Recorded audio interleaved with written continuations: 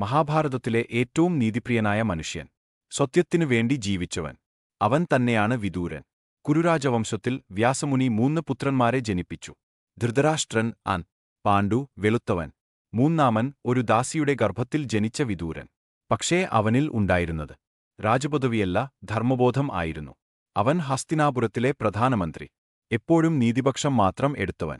അവന്റെ ഉപദേശങ്ങൾ ഇന്നും വിദൂരനീതി എന്ന പേരിൽ അനശ്വരം. കുരുക്ഷേത്രയുദ്ധം തുടങ്ങുന്നതിനു മുമ്പ് വിദൂരൻ ധൃതരാഷ്ട്രനോട് പറഞ്ഞു, ദുര്യോധനനെ നിർത്തൂ, ഇല്ലെങ്കിൽ നാശം അനിവാര്യം.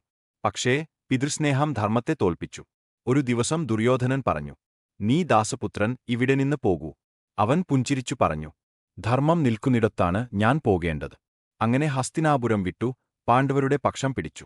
ശ്രീകൃഷ്ണൻ ഒരിക്കൽ വിദൂരന്റെ വീട്ടിൽ പോയി. അവന്റെ സ്നേഹവും ഭക്തിയും കണ്ടു കൃഷ്ണൻ സന്തോഷിച്ചു. അത് ഇന്നും വിദൂരഗൃഹഭോജന എന്ന പേരിൽ പ്രസിദ്ധമാണ്. ജീവിതം മുഴുവൻ ധർമ്മം പാലിച്ച വിദൂരൻ.